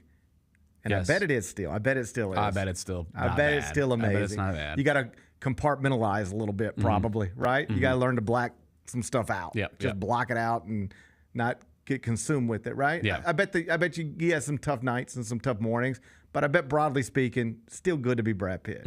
But that part does suck. I bet that eats at you. Yeah. I bet it gets you a little bit. I bet it does. Sad deal. Anyway, Pax, he's riding around L.A. on his little electric bike. Got an electric bike. which It's an electric bike. what's a bike? Like a bicycle that has a little motor on it? That's right. Yeah, I've seen those. Yeah, Okay. like you don't got to do all the work. Right. They'll do a little work for you. They're gonna want you to help, but once you get it going, buddy, you can get going. Yeah. I guess. I don't know. I don't know anything about electric bikes. That's just what I imagine they're about. All right. So he's zipping and zapping around Los Angeles, busy street rush hour yesterday. You know what happens next? Pop! Collision. He ran into the back of a parked car at a red light, a stopped car at a red light. Been there. No, you ran into the back of a car? Texting and driving. No. Texting It was when and I was driving. learning how to drive. Yeah. I hit a car in a parking lot. You didn't know about the brakes yet? My dad was pissed. Yeah. Yeah. You can't. Here's the thing I learned because I have one son who drives, Yeah. right? And he's had one accident so far. And that's like if I tell you your kid's going to start driving when he's 16 and by 21 he's only going to have one accident, you take that. You take that, yeah. 100%, right? And minor, you take that 100%. You take it. And my instincts were to get mad. And then I went back and thought about all the times I put my father through the exact same thing, my mother through the exact same. My mother got a brand new car and I wrecked it like on Christmas one year. I mean, just smashed it like bad. Like it's a miracle, not a miracle, but like I should have been hurt badly. Yeah. And I wasn't, thank God. That's good. Yeah. But like I just used to crash everything. I ran a car into our garage, totaled my mom's car. I've crashed some cars. I crashed a bunch of cars, some right? cars. And so that's one of the things. If you ever want parenting advice, I don't get it from me, but like here's two things I can't offer. If you have cars and kids driving them, they're going to wreck them. Yes. If you have iPads, they're going to break. Your kids are going to break their iPads. They just are. It's just going to happen. I had a buddy at work asked me one time, like, hey, so your kids are on iPads and stuff, right? I was like, yeah, of course. Of course they are. I'm not trying to play with them 24 hours a day. No. What are you talking about? Of course, they have their own iPads. I got things to do, right? So he said, well, what, like, my daughter just broke hers. What do you do when they break them? Fix them. I mean, it's just part of it, right? One day maybe they'll have unbreakable iPads, but you're gonna break it at some point, and you just got to get it fixed. Yeah. In fact, like I got one today. I got to go pick it up today.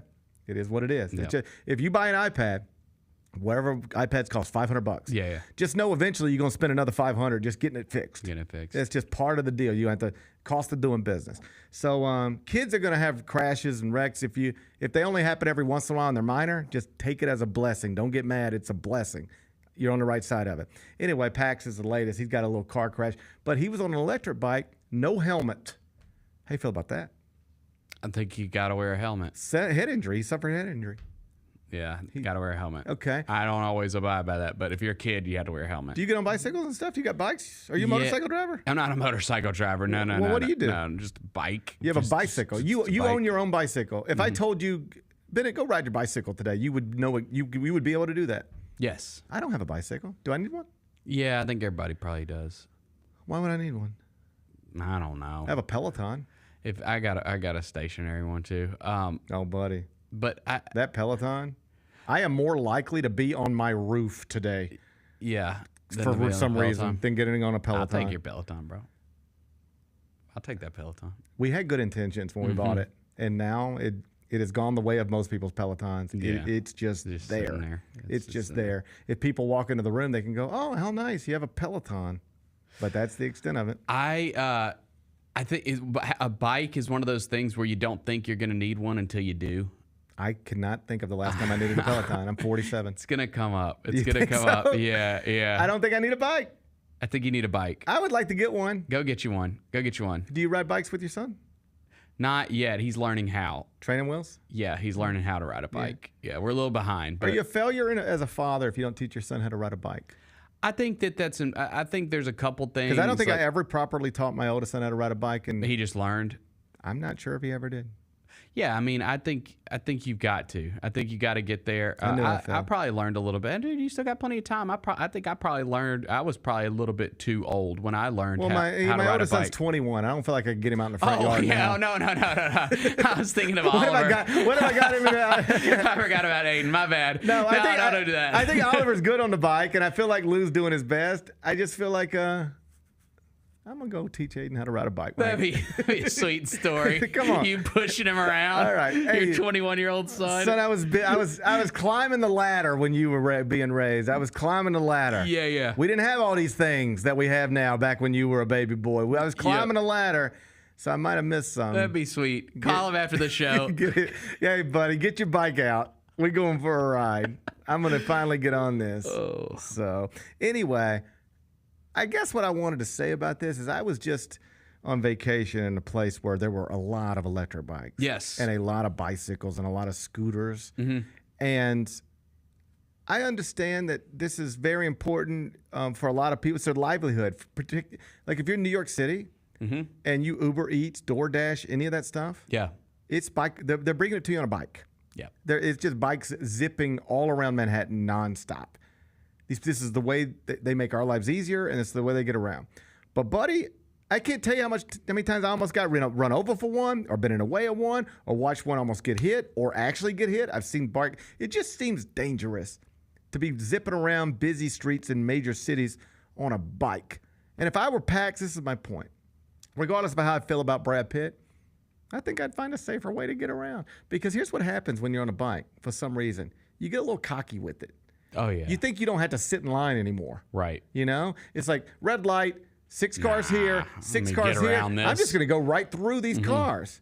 And then all it takes is somebody, I think about this all the time. You see a bike zipping in between 2 lanes of cars.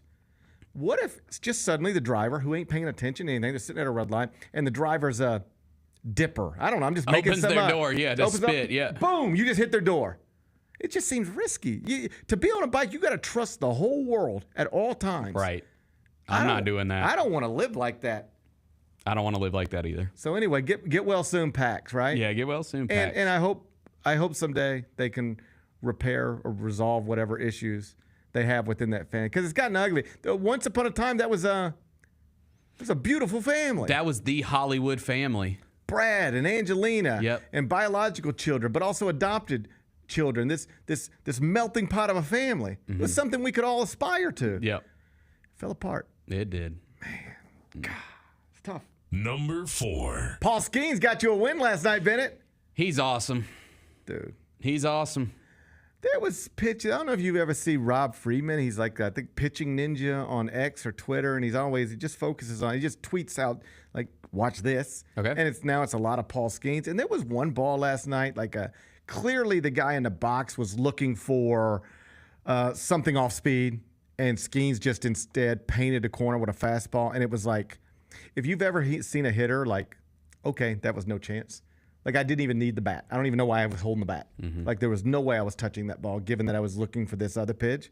It just jumped out of his hand. Like, it looked unusual. It just, I watch baseball every day, and just out of his hand, it looked different. A little bit like when Shohei hits a ball. Just off the bat, it's different. When Ellie De La Cruz, goes into the hole, he makes a throw, it's going to look different. Just coming out of Skenes' hand, it was different. So last night, he goes 6 innings. Pirates win at 5-3. He got a no decision, but 6 innings, 5 hits, 1 earned run, 6 strikeouts, 101 pitches. His ERA goes down to 1.90. And he also became just the 6th person, Paul Skenes did last night, 6th person since the mound was moved back to where it is now. They did that in 1893, so a long time ago. Just the 6th person to ever reach 100 strikeouts in his MLB career in 13 starts or less, and he's doing it on pitch counts that didn't exist in 1893 or 1903 or 1927 or 1941 or really 1989 or 1990. This whole Paul Skenes pitching in the 60s would already have 200 strikeouts through 13 starts. So he is being handled in a very delicate way and still just entering clubs that you're not supposed to get to like this. He is a generational talent, and the Pirates are now, pay attention, 54 and 52. Yeah, man. Just 2 games out of 3rd in the NL wildcard race. Of course, the Braves and Mets and Padres are right now in control of the 3 wildcards in the NL. But the Pirates are 2 games out. Wouldn't it be fun to have Paul Skenes throwing game 1 of a playoff game? Yeah, and I mean, I'd be happy for that fan base, which they've just been like they have been irrelevant for a long time. You know what I think we should do? Yeah. I think we should get the Braves out of there. That'd be fun. Just get the Braves out of there. them Who out. needs them? Nah, they've had their run. They've had their run. Let's get the Braves out of there, and let's make our 3 playoff teams the Mets, the Padres, and the Pirates. I like the Padres because of my guy Machado. I think we should just get the Braves out of there. Who would object to that? Yeah. Who would even object to that? Who would even notice? So I think we should get rid of the Braves, replace them with the Pirates, and we get Paul Skenes in a game 1 in the postseason. He's tremendous, and it does feel like baseball has at least a chance to have a real moment here. Yes. If you could get Skenes in the playoffs, you're gonna have Shohei in the playoffs. Ellie De La Cruz, like the Reds just aren't going to get there, but like he's doing incredible stuff every night. Mm-hmm. Like I noticed that even people I know don't watch baseball the way I watch baseball are still very aware of this Paul Skenes thing and what's happening. Mm-hmm. Very aware of Shohei and what's happening. Maybe baseball's got a moment, and Paul Skenes is clearly part of it. Number 5. You know what happens tomorrow? What happens tomorrow? Ryan Silverfield and the Memphis Tigers open practice. It's here. The Let's 2024 season is here. And you said it right at the top, Bennett. Could be, if not the best season in Memphis football history, it could be the most accomplished season in Memphis football history. Yeah. Because they are among the contenders to represent the group of 5 in what will be the first 12-team college football playoff we've ever had. We could be talking about the first 12-team college football playoff in history, and the University of Memphis Tigers are a part of it. And that starts tomorrow morning. I'm excited, man. I mean, I think they're the most talented team in their league. They brought in some big-time transfers. Yes. Obviously, we talked about Ryan Silverfield killing it in recruiting, Seth Hennigan. You got a veteran quarterback, which apparently – I didn't realize. I saw something a couple weeks ago that it wasn't 100% certain he was going to be back this upcoming season. They sweated that longer than they let it be known publicly. Yeah. Because it was always like after the season, like, nowhere to go. Seth's here. He's our guy. Yeah. This is where he wants to be. But I read the same story, and it was like Seth walks into Ryan's office, and Ryan's like, "Oh, is this it?" And he says, "Coach, calm down. It's cool. I'm here. This is where I want to be. We're good." Yeah. But they sweat that out. Yeah, because, I mean, a guy like that, just this day and age, you're going to have to pay a lot of money because every Power 5 school or Power whatever school that is in need of a quarterback is looking for a Seth Hennigan. Mm-hmm. Like, who's the best quarterback in these mid-tier schools? Right. Yeah. Like, I don't want to ever have revisionist history. I have questioned how great he really is as a college quarterback, but I don't think there's any question, and I've been consistent about this, even if I can question how good he really is, I've never questioned whether he's the best quarterback Memphis had on the roster. Mm-hmm. And I don't think there's much debate about the idea that Memphis could not have found anybody better than him to quarterback this team next season. Right. So having him here is awesome. But to your point, they look like they had to sweat that out a little longer than I think most of the public probably realized. I went and looked up Athlon's because the AP poll comes out. I think ballots are due later this week, and then it'll come out whenever it comes out. But I went and found Athlon's preseason rankings, right? They ranked every Division I team. All right. And Memphis is 37th in that. Ahead of like several SEC schools, including Mississippi State. But not the highest ranked group of 5. Liberty is number 30. Boise State 36, Memphis 37, Appalachian State 39. But Memphis is will enter the season probably in the 30s and not needing to crack the top 12. I hope people understand this. You don't have to crack the top 12 to be in the 12-team playoff. You just have to be the best of the others. Everybody else, yeah. So SEC, Big 12, Big 10, ACC. Mm-hmm. You don't have to be better than any of those schools. Them schools are all competing for these other spots. But there is a spot for you or somebody like you. And by the time we get there, barring a surprise, and it's college football, so there could be, but barring a surprise, that spot is going to be filled by either Liberty or Boise State or Appalachian State or, yes, the University of Memphis, which should be favored in its league. And if they can somehow win the league and establish themselves as the best outside of, again, the Big Ten, SEC, Big 12, and ACC, well, then that's how you get into a 12-team playoff. And I know some people have said things like, okay, sure, but then they'll get in there and congratulations, you're opening up against Georgia. Well, or, you're opening up against Florida State. And we probably know what happens next, right? You probably know what happens next. So what? Yeah. People get caught up on, they'll be in the playoff, but they'll never win a national championship. Well, okay, fine. But guess what else is true about that? Memphis basketball, Butler basketball, just about everybody basketball. Like, have you ever once on Selection Sunday when the Tigers get put into that bracket been depressed because they can't win the national championship? No, you're like, this is great. Yeah, let's go. It's a bracket. We're in it. Yeah, there's a bracket and we're in it, and let's see. Yeah, like they hang banners to celebrate you just making it to the Final Four in basketball. George Mason never won a national championship, but they'll have that team forever. VCU didn't win a national championship, but they'll have that team forever. Butler didn't win national championships, but they got in the bracket and they advanced, and they'll celebrate that forever. So when people hear things like, okay, fine, Memphis has access to the playoff, but they can never win it, you're just wildly missing the point. I agree with you. Memphis will never win a national championship in football. I mean, I'd love to be wrong, but I won't be. It won't happen, okay? But unless things shift and they get into a big-time conference and that elevates their program. Right. I feel safe saying never. I got you. Okay, I got you. But I'd love to be wrong. And if I am ever wrong, it will be because of something like that. Yeah. They get into a different league. The money's overwhelming. Yeah. You're on the same level you with hire everybody. You hire the next John Calipari of football, and now you're doing it. Right. I feel comfortable saying never, Sure. but you Got get it. But I'm open to.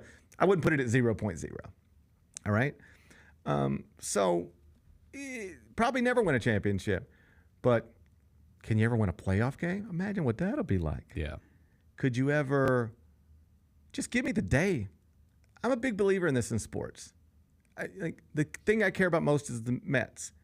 I don't ever need them to win another World Series, although I would love that. You know what I need them to do? Just keep me interested, man. Give me days. Give me moments. Yeah. Give me moments. Give me something to look forward to. Like, if this continues and they make the playoffs, then there's going to be a day where I get to wake up and I go, the Mets are playing the Padres in a playoff game tonight. I can't wait for that. Similarly, if the Tigers are in the college football playoff, they'll be an underdog, I'm certain, in whatever first game they play. All right? But we're going to have that day. We're going to have that week. Yep. That was a lot of fun. For sure. Like when the amazing year when we made the Cotton Bowl, like did any realistic fans think they were going to go in there and beat that good Penn State team in the Cotton Bowl? No, but like I bought all the T-shirts, and, you get to experience the moment regardless of what it leads to. Right. So like I'm fired up for this football season. Like I'm ready to go. I'm ready to go. It's going to be fun. And it gets started tomorrow morning. Nice story about it, commercialappeal.com. Earlier today. Tiger football practice gets going tomorrow, and if the season goes as planned, we'll get to spend the next few months discussing and debating whether they'll actually be in the first 12-team playoff. Should be fun times. Be back with GP's Carryout. They needed size. They needed shooting. What were your initial thoughts on how this class turned out for the Grizzlies? Analytically looking at it, you had to have a big man, and they got the best big man that was left on the board. Hey, Grizzlies fans, be sure to tune in to Grizzbeat, where the panel and I break down all things Grizzlies and take a look at the rest of the NBA as well. The show is live every Wednesday, 2 p.m. on YouTube at Grind City Media and the official Grind City Media app. Looking at the college football playoff and the odds to make the college football playoff, this is the top 13 teams. 7 of these 13 are out of the SEC. I think that first year in the SEC is going to be different. Like I do. I just think it's going to be different. The Odds Couple with Rob Fisher, Lang Whitaker, John Roser, and CJ Hurt live Thursdays at 2 p.m. on YouTube at Grind City Media and the official Grind City Media app.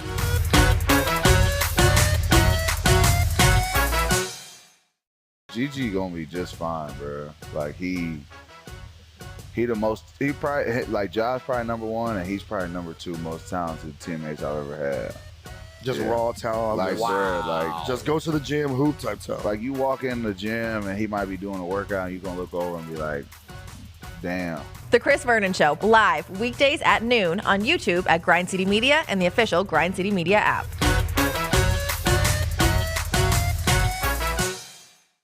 Sonic Radio. Welcome back to Sonic RNDIO. That spells radio with me, the CIO. This just in, the new Sonic $1.99 menu lets you build a crave-worthy meal for just $1.99 an item. Whether that's a creamy shake, crispy tots, or a quarter-pound double cheeseburger. This just out. Ostriches. They're mean, not very cute, and in my opinion, way too big for a bird. Don't miss the Sonic Fun 99 menu. 5 items, always $1.99. Live free, eat Sonic. Tax not included. See menu for details. Let's face it, there's a lot of trash talk in basketball, but the great teams let their performance do the talking. Like Ford F-150 with Pro Power on board, a class-exclusive industry-first feature that turns your truck into a mobile generator and leaves the competition speechless. Ford F-150, official truck of the Grizzlies. Greatness starts here at your Mid-South Ford dealer. Class is full-size pickups under 8,500 pounds, GBWR.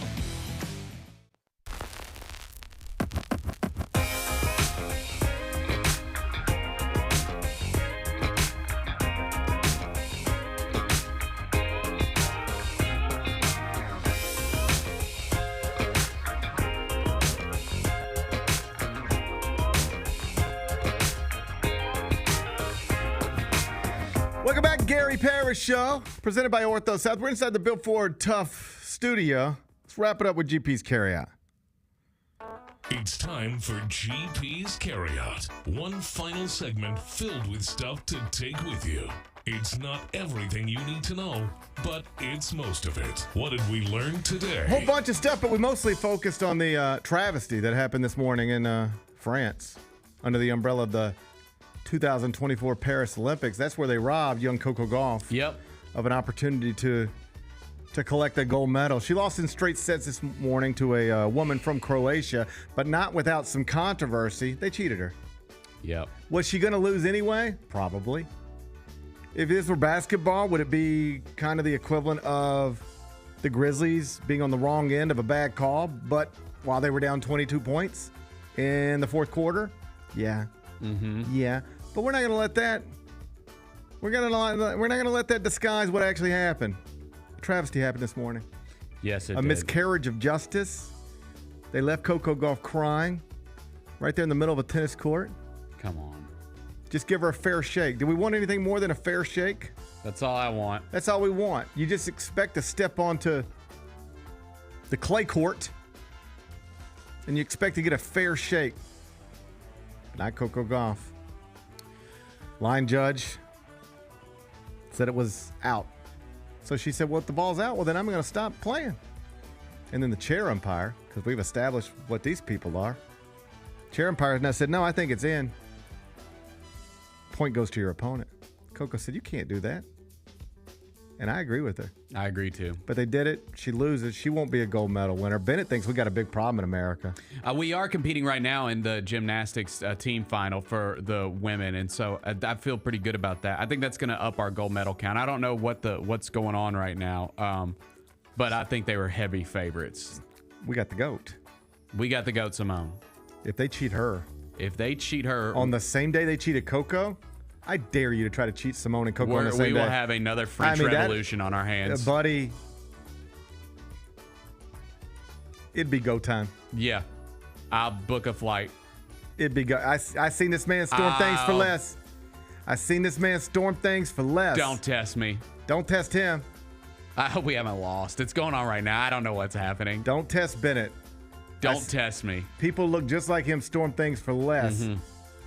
Storm things. They just thought that maybe somebody cheated somebody and they were just storming like crazy.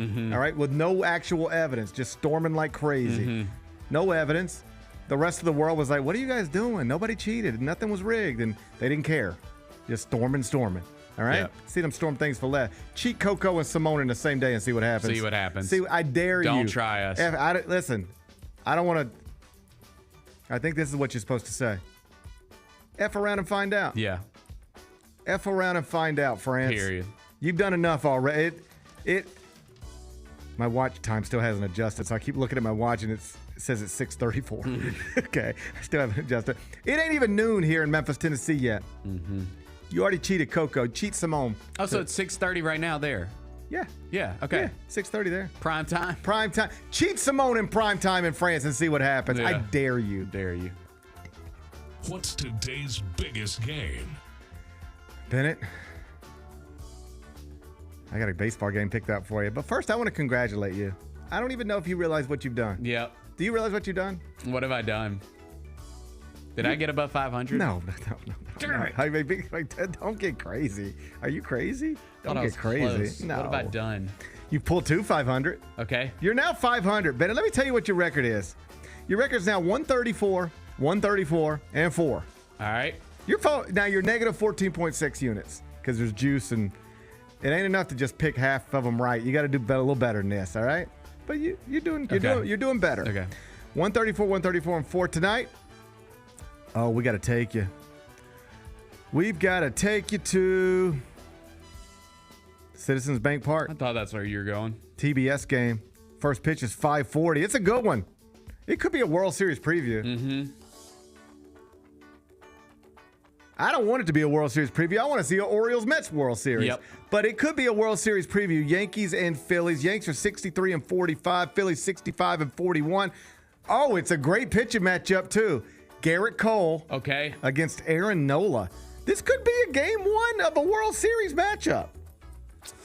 Bennett, this is good stuff right here. Give me the Phillies. I didn't even give you the numbers yet. Okay. All right. Yankees are minus 110. I got too excited. Phillies are minus 110. It's a pick'em. It's a pick'em. And it's a pick'em. Picking the Phillies. I went to Garrett Cole. Do you know what? No, bad year. Bad year. Yep, bad year. He ain't scary like he used to be. No, he got all his money and now he can't throw no more. Because they made him shave the beard. Because they made him shave. That beard was intimidating. 5.40 ERA. You want the Phillies are the best team, one of the best teams in baseball. You know what I might You do? telling me somebody with a 5.40 ERA is going to go into Citizens Bank and knock off the Phillies? I don't think so. I might have to sprinkle in a Bryce Harper anytime home run bet. Yeah. Bennett's ready to get him back to 500. Now he's trying to get some prop bets done. Let me get a parlay. Bennett said take the Phillies tonight, minus 110. First pitch 540. You can watch that one on TBS. What are we watching on TV? So did you see what the #1 trending show on Netflix is? Shows, not movie shows. No. It's a new show. Three-part documentary. It's called Dirty Pop.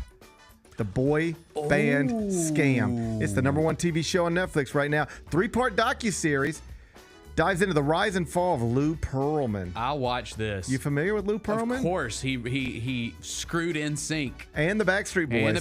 Screwed them both. Yep. He was running a Ponzi scheme. Does anybody ever get away with running Ponzi schemes? I don't think so. It feels like they always just get... Although people wouldn't do it if they didn't think it was going to work. Well, like, I know, but like, do you ever do things that you think are going to work, but like, they just never do? Yeah, FanDuel. FanDuel, right? Right. You know, FanDuel, drivers off the deck. Yep. Like, like trying to split 2 trees. Yep. There's a lot of things that it's like, I'm going to try this, but it never works. So I guess that's the same thing that happens. For the same reason, I will hit a ball 50 yards into the woods and then think I can somehow hit it out of the woods. Right. Like I had a whole fairway in front of me. If I was capable of hitting the ball where I wanted it to go, I would have just done that. Yeah. Now I think, now that I'm in the woods, I think I can get it out of a window that big. And I'll try it anyway, even though I know it won't work. Mm-hmm. You want to know why? Because that's the same mindset you probably right. think you have when you think you can pull off a Ponzi scheme. Right. I never seen the movie about somebody just, he ran a Ponzi scheme for 80 years, then died peacefully at home, surrounded by his family. I never hear that one. I haven't either. Where's that story? I know, man. Jimmy ran a Ponzi scheme for 60 years, died of natural causes, surrounded by his family at his home. No, it's just never like that. Bad. It's always like Jimmy ran a Ponzi scheme for 7 years, then it collapsed and he's doing life in prison and everybody's broke. Yeah. These things don't work, but people try them. Lou Pearlman apparently did. #1 on Netflix right now. Dirty Pop, the boy band scam, Netflix.com. What's the best thing we've read? So I was doing some reading this morning. Oh, buddy, you got to really, I don't know if you've ever, but thank God you ain't got to be the one to figure out five other things to talk about because there's not a lot going on. And if you're going to use the opening segment on the Olympics and then you're going to use Vernon on the NBA, you've just taken the Olympics and the NBA off the table. And that's how you end up talking about Joe Burrow. Yep. You know? If you ever need me to find you a thing, I got you. Oh, bro. man, I'm good at finding things. I can find things. I'm good at finding things. I can find things. I know you can. Maybe, you know what? Maybe I should just not put it on you as a responsibility, but give me a thing. Just give you a thing. Give me a thing. Like maybe you should get one thing every day. I'll come up with 4 and you send me one thing. Oh, now we might be adjusting the show. Would you like to have one thing every day that is your thing? I think I would. What if the 5th thing every day was Bennett's thing? I kind of like that. Like that. And then that would be a way for me to, you know, sometimes you need to share responsibility, right? I kind of like that plan. Like I know I'm pretty focused all the time. I don't really think about anything other than me, but I think sometimes you got to give a little. Yep. You know, maybe it's time for me. I can find a thing. Maybe it's time for me to come up with a situation where you get your own little thing. Okay. We'll discuss this further. Let me know. We'll do it. We'll discuss this further at our next staff meeting. Okay, sounds good. Sounds good. So I woke up this morning. I'm trying to find things. All right, and man, I went to TMZ. I'm looking for stuff. Basically, the only thing going on in Hollywood is Kanye West's wife's walking around with her boobs hanging around. That's the only thing happening in Hollywood right now. Right. And Ben Affleck's getting divorced, but we've talked about that enough. That's all that's going on in Hollywood. Nothing else. Can't find a Dear Jane to save my life.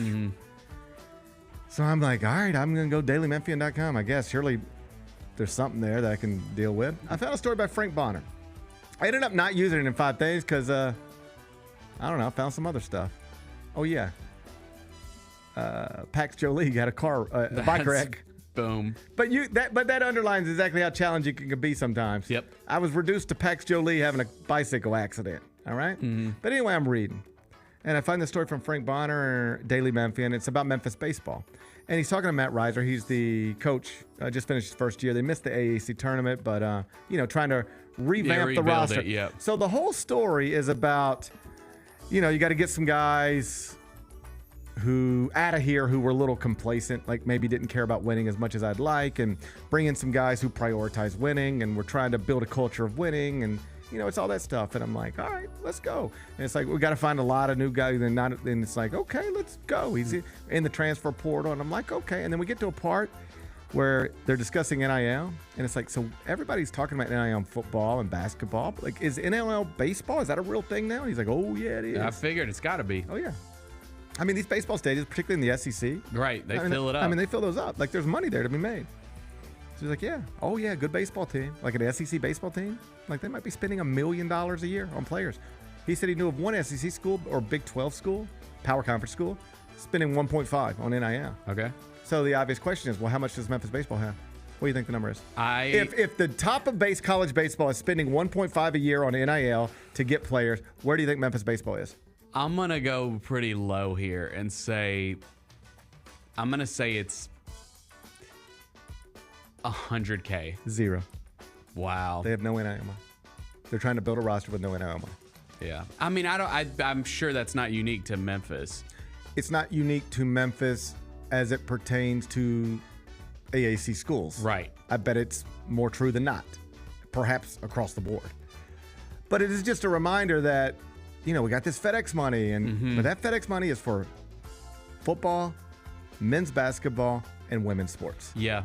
Baseball got left out. Yeah, I mean, like this region, I do think there's something there to be tapped into. There are so many baseball players here, and they just signed like a young man, a local high school prospect. I won't pretend to know how good he is or not, but like I'm just telling you, as somebody who is now like a baseball dad, there's so many baseball players in this area. But first off, it's hard to convince them to go to Memphis instead of Ole Miss or Mississippi State or Tennessee or LSU or something like Arkansas. But beyond that, it becomes impossible. Like if Ole Miss wants you and they got money, and Mississippi State wants you and they got money, what are you going to do? And so it's just, this stinks because we've always liked to, as Memphians, hold that university up as like, sure, Ole Miss has more resources than us, but we'll play them. Mississippi State has more resources than us, but we could beat them, whether it's football, basketball, whatever. Like, yeah, they're the SEC, but we'll take our shot when we can take our shot. And so you think that's the same way around baseball, but it's more dramatic in baseball. At least in Memphis football now, they do have money. They have money, yeah. You can go buy somebody. You ain't got as much money as Tennessee, but you got some money to spend on a player the same way Tennessee does. Basketball. You don't have Arkansas money or Kentucky money or Louisville money or Texas money or Kansas money or Alabama money, but you still got money. Penny Hardaway can still go spend money on a player.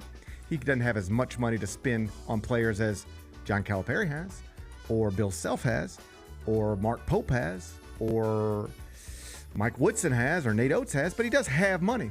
Well, here's the Memphis baseball coach. He quite literally has none to spend. I mean, it makes it hard. At least, my point is, like Nate Oates at Alabama can go out and say, we need 7 players.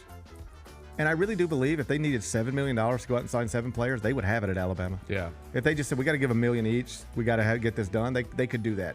Penny won't have $7 million to spend on 7 different players, but he can go in there with one guy and say, I got $1 million for you. I want you, come with me.